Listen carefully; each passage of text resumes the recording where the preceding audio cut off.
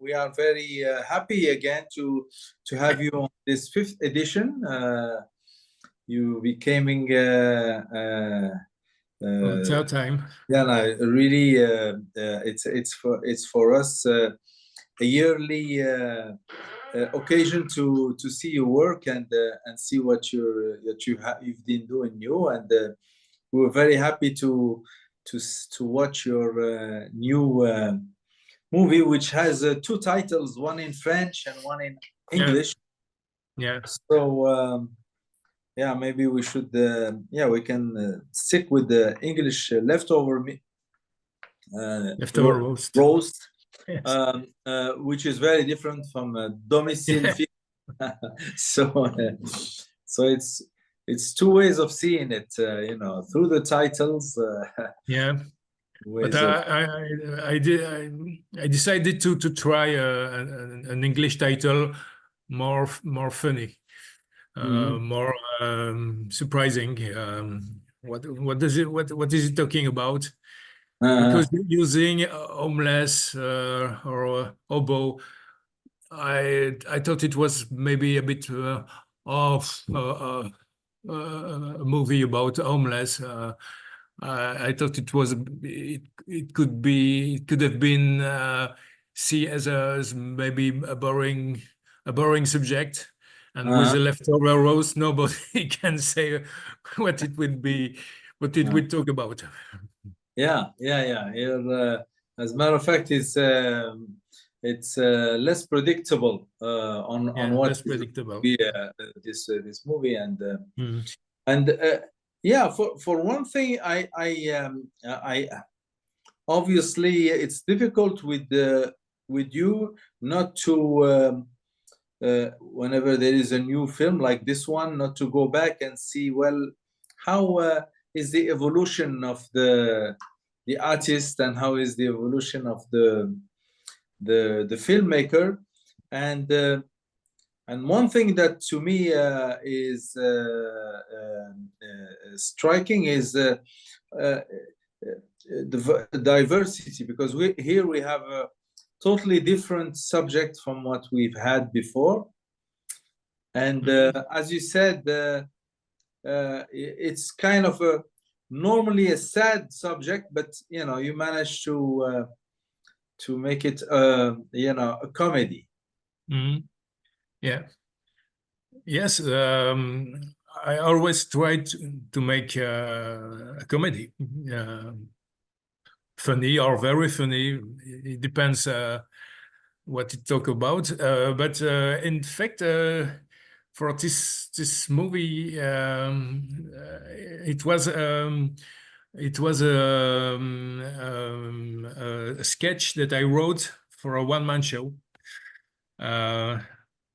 It was the comedian plays the character of Paul, the bourgeois, and he was talking that he was starting the sketch like in the movie. We have there is something very astonishing in our street. We have a homeless, and he was talking about the homeless, and it's a good homeless. It's not. He's kind. He's quiet. And suddenly, when I was trying to find an idea for a new movie, I thought about this sketch, and I thought to myself, it was very visual. And I decided, and I have the idea that to have the point of view of Paul, the bourgeois, and to have also the point of view of the homeless, Marc.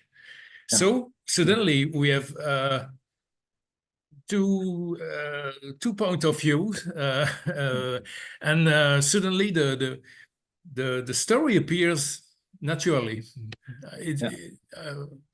And then it was funny to describe that they have the same events in their life. They make pizza, they make pizza evening, and they have parties. They have they take drinks with friends, but and they talk about the other one to their friends. So that was suddenly The word. the script was there with the 2 point of views, and so it was decided.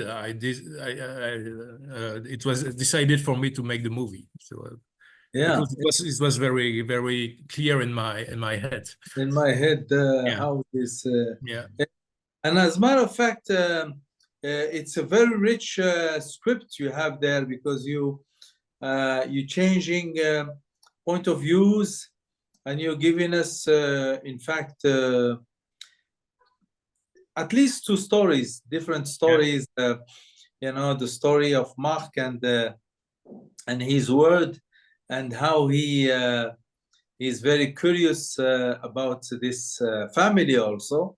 Yeah. And obviously the bourgeois point of view, you know, depicted by not only the main character, but also you know, his friends, his word, with a lot of ideas, very conventional, very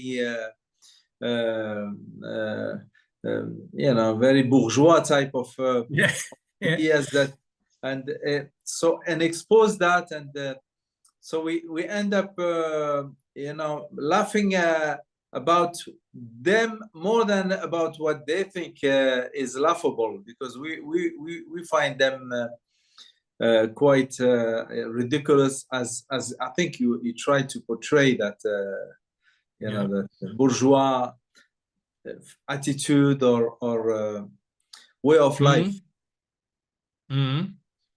Yeah. Well, it was very easy to write, because it was just my own culpability. I just have to write all the things that I never say, but that I think into myself, and the difficulty to have solidarity with homeless. We would like to, but we doesn't know exactly what to do. It's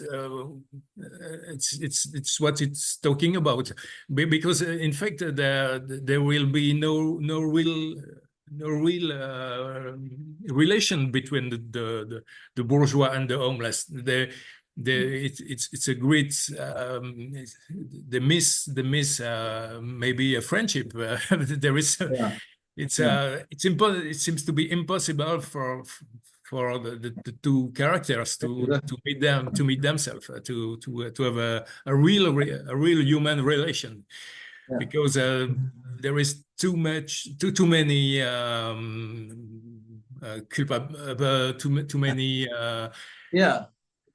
préjugés.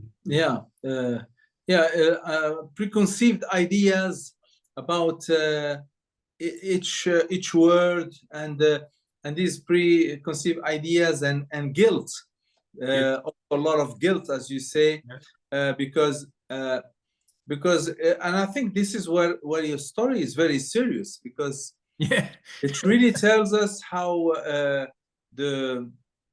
these very advanced societies with the providence state that is supposed to take care of the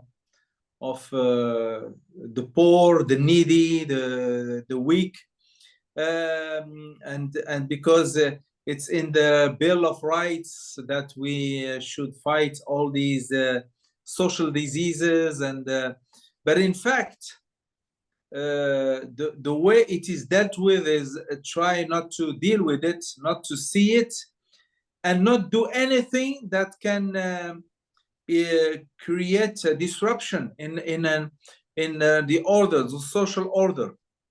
We have our words, they have their words. We'd rather not see them, and if they appear one day on the street, then it's an event to talk about between friends and laugh about. But then if it's too close, or if it's something like he was, like talking to his the children, saying you should not initiate a relation, even initiate a relation. We're given €1 initiate a relation with this person, because after that you will both be very frustrated. You are not meant to meet or to it's very powerful, the way to portray society like that, and because it's the truth, because we recognize the truth of our societies today. Even here in Morocco, I mean, we have bourgeois thinking that goes a little bit like that. I live in a bubble. I live well, and I don't need to go out of this bubble. I don't need to see what's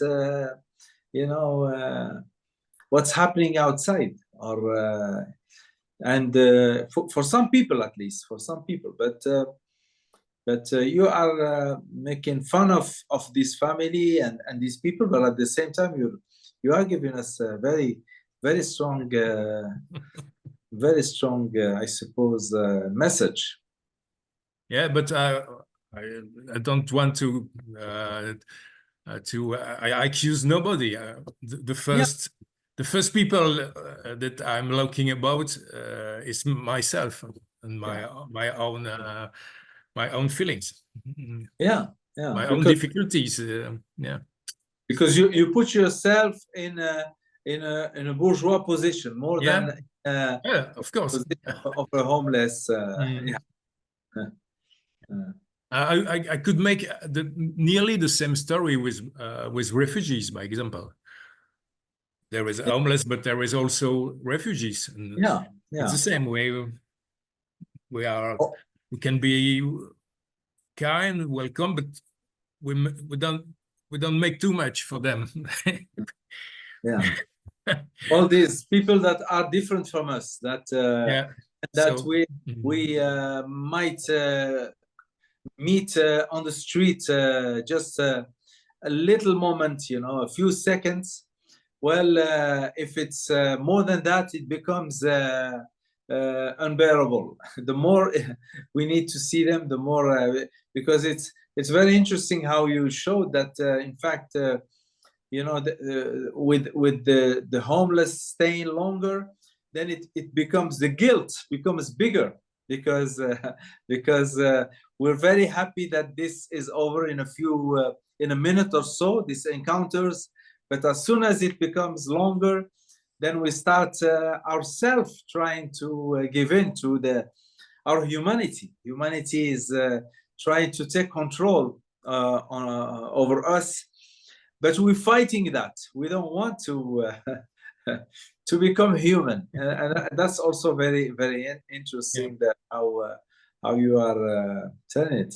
And obviously you worked again with the many actors that we've seen before, because you are in the same philosophy of always try to work with the same group and in the same area of the.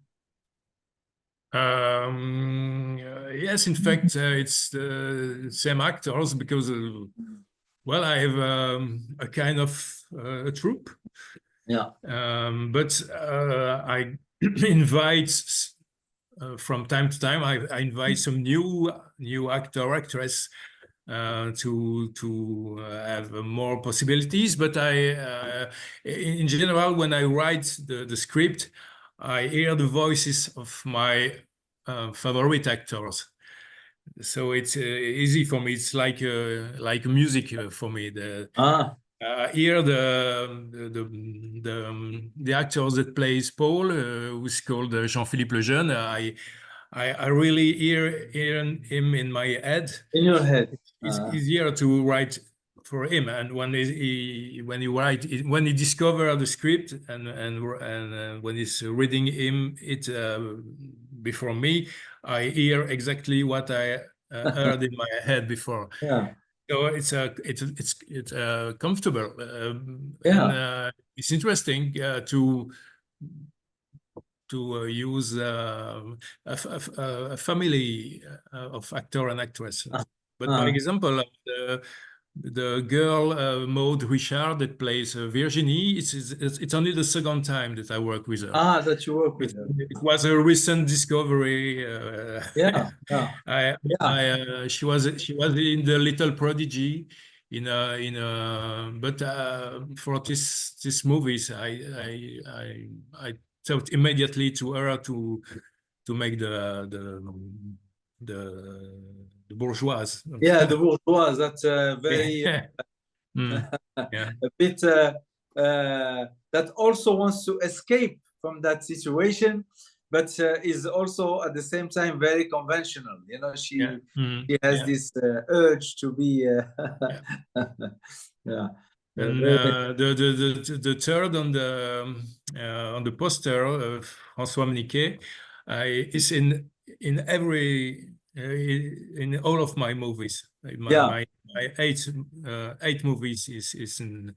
He's in them all. It's my first the first actor that I chose in my first film. It was François.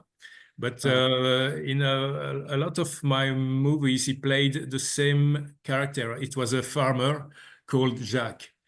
So he was a farmer. Now it's a bourgeois. It's an evolution. He's also going through some kind of evolution, but you know, they're all very, very good actors. They're good actors. Yeah. As I there is a as I see them, they give really value to the script and to the and the story they are telling. So you are going through, I suppose, more evolution. Where will that lead you? Are you thinking of now a feature film, or because really to me your short has all the ingredients of a feature film. I mean, it has the richness of a story that can be told in a feature film with this story unfolding and creating this big burden on the main character, and then at the end there is a way out that's unexpected, and it's very interesting how you wrote it as a small, but also that it has many ingredients of a movie. Well, in fact, I already make a feature in 1950 called Jacques a vu. 1915. 2015. No, not 19. 2015. Okay. I made a feature called Jacques a vu, Jacques saw. It was a story in a village, and a young farmer has the people believe that he saw the Virgin, the mother, the Christ mother, Saint Mary, Saint Mary, and they try to make they go to the Vatican to make to have confirmation, because they want to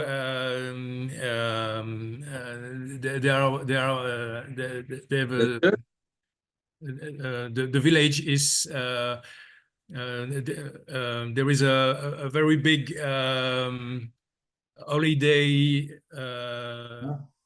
center park, a big holiday park that's menacé. That is threatened to be yes. to be destroyed. Yes. There is a big menace for the village, and so they try to be a sacred village, dedicated by Vatican to the cult of Virgin Mary, and to avoid the Center Park. To be. That's the story. Yeah. So this is the story. Yeah. So I made this feature, and after that, I was a bit disappointed because the film didn't have a great audience. It was it was not a very. It was so much work. Yeah. So I decided to come back to the short films, and because in short films I'm producer. I make production, script, director. So I'm free. Yeah. I decide what I want to do, and my team is give me feedback, but I'm free to choose my projects. And the other problem that I have is that for this the three short films that you selected in Rabat, that they didn't receive public subventions. Okay. No public. They were refused by Cinema Commission in Belgium. So it was very difficult to. So I had to pay a lot from myself.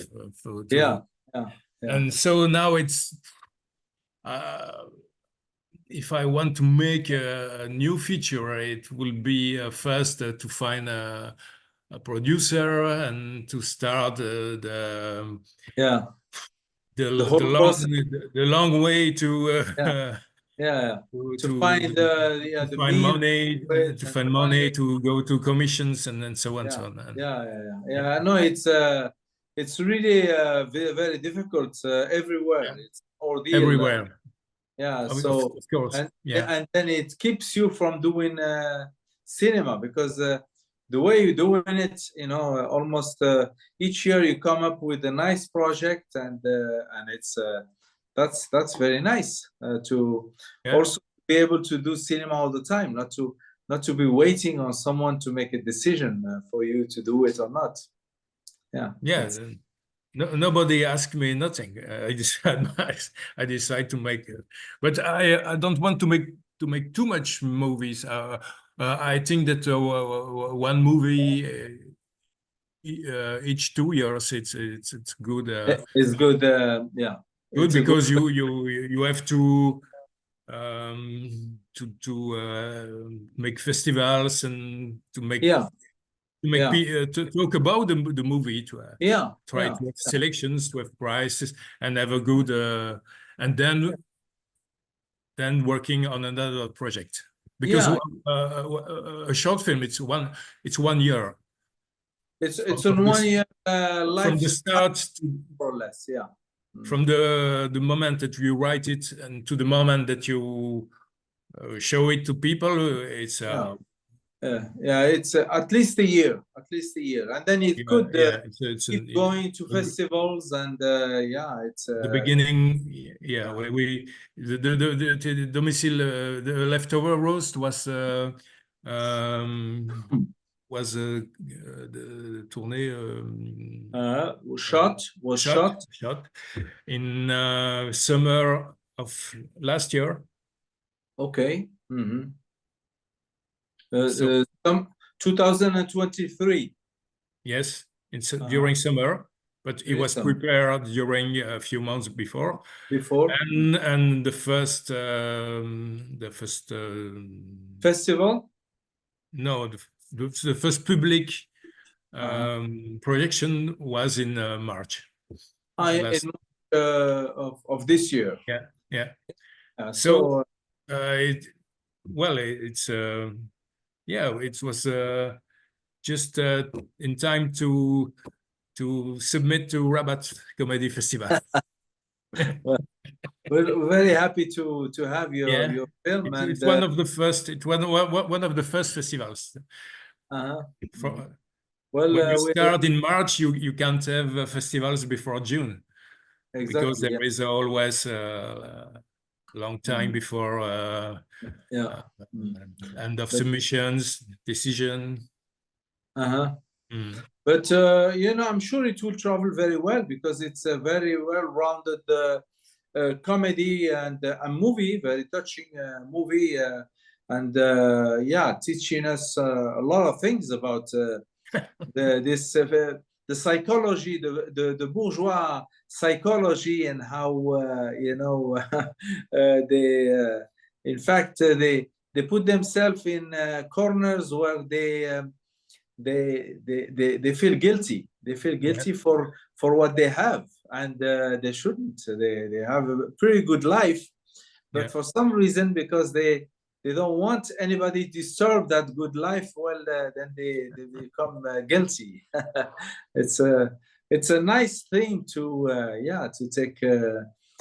take home after you watch the movie. At least this is how I saw it, and I hope the public also will perceive these things. So, any project coming up? Not a short movie. I have an idea. I would like to make a story about the running madness. People were making jogging, and then they make trails, and the trails, the joggers. Everybody's jogging now, and when you don't make jogging, you feel lost. You lose your friends. You lose your social life. And I think there is something to say about that. But are you a jogger? It's a real madness. Everybody. I think that it creates another kind of guilty. Oh, I don't run. Why? Everybody is running, and me, I don't run. Because you don't. There is something. There is something about. There is something to tell about. To tell about this. It's a social phenomena also that for some reason it becomes some kind of norm, some kind of so if you don't do it, you're not normal. Exactly. And that's that's something probably one can one could address in probably in a comedy again. Because a comedy, because comedy, as you portray it in your movies, but also this last movie, comedy is about truth. It's really about telling some painful truth about ourselves, about our society, and we don't get to see that much truth in a drama. Drama is very much fictionized, so that we don't get the truth as it is. But comedy is capable of telling us that truth. With comedy, you can talk about a lot of things with comedy. Well, Xavier, thank you so much for your time this morning. I will not take more of your time, and thank you for being with us in this festival, and best luck to your film. Best luck in your work. Eager to see your future work whenever it is ready, and hopefully let's stay in touch, and hopefully let's hope we will be able at one point to have you over, because your movies are very interesting, and then now you're starting to even have a style to me in the three movies we saw. We see the stamp of Xavier's stamp, which is very original, artistic, original artistic work, and we can only encourage you to keep the good work. Thank you. It's very kind. Yeah. Thank you so much for being with us this morning and in this festival. And let's stay in touch. Okay. Okay. Thank you again. Thank you, and have a nice festival. And I'm very proud to be for the third time in Rabat-Comedy. So yeah, well, it was a really good news. I was very happy because you never know. This festival they like my movie, but will they like the new one? No, we're really know. proud to have you, because we feel, we try to show different type of comedies in our festival, and the type of comedy you tackle is certainly quite original, in the variety of comedies that we can have. It's quite peculiar how because you're very close to reality and truth. It's almost neorealism in comedy, so very close to reality, but at the same time it's comedy, and it certainly makes us enjoy it and laugh with the situations we encounter in your movies. Okay, thank you so much, Xavier, and have a good day. Have a good day.